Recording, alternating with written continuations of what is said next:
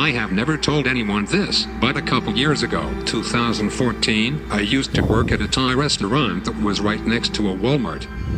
Once in a while, when my break would start, I would walk over to Walmart. One time, I was walking on the sidewalk about midway between the two buildings and a woman exited the Walmart with a young child in a stroller. As I walked past them, I looked at the child, and it looked over at me, and I'm not joking when I say this, the child's face turned grayish-green, expanded somewhat on the sides, and stretched out a bit in the front. Its eyes turned black. It glared at me, and stuck its tongue out at me. This only lasted a couple seconds. Its face and eyes immediately went back to normal, and it looked away like nothing had happened. I instantly knew that it was mocking me and did it deliberately so that I would see it. There was no one else on the sidewalk. It happened very fast, but I remember it very clearly and think about it every once in a while, even though it happened at least 5 years ago. When it initially happened, I thought the child's face was shifting because it was about to throw up, but then when it stuck its tongue out, I realized that I had just witnessed it shift on purpose. I know what I saw and even remember knowing exactly what I was seeing as it was happening. I instantly knew that this thing had done this on purpose, and it was not some slip-up. I have never been able to get the image out of my head. The best reference I can give is from the movie The Devil's Advocate. There is a scene where the women are trying on clothes in a store, and as the one woman pulls her dress over her head to try it, on her face morphs into a demonic shape for a couple seconds as she looks at the other woman. That is exactly what happened to me, except it sort of looked reptilian and demonic at the same time. Philip Erdman.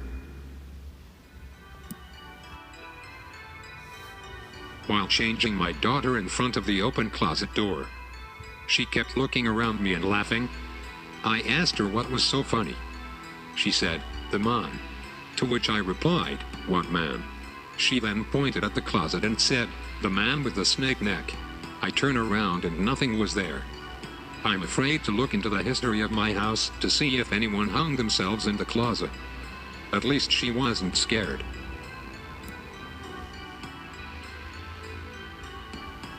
When I was younger, I used to think I was having dreams of an old woman in a blue dress and cat eyeglasses sitting at the end of my bed singing to me. She'd always sing the same song and then leave. One night I followed her into my brother's room. He is younger than me and was around 5. Instead of singing to him, he woke up and they began talking. After like 20 minutes, my mother came in and asked what we were doing.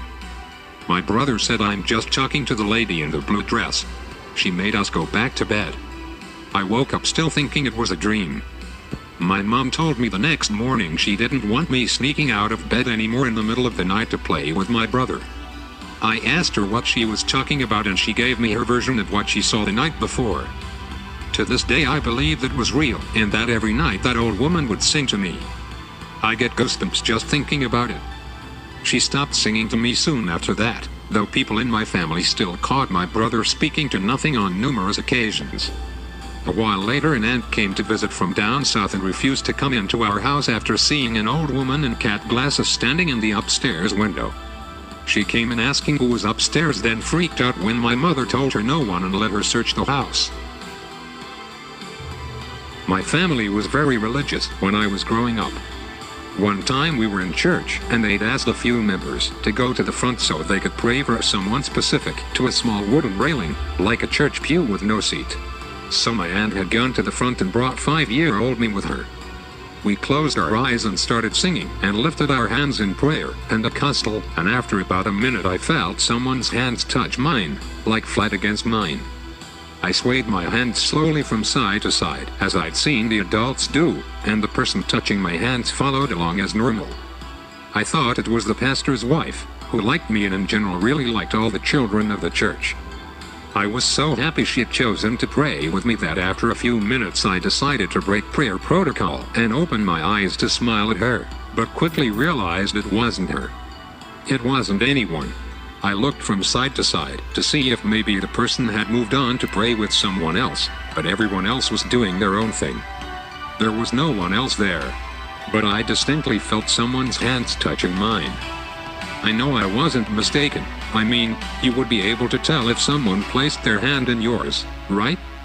I don't know if this qualifies as creepy, but for me it's still unexplained.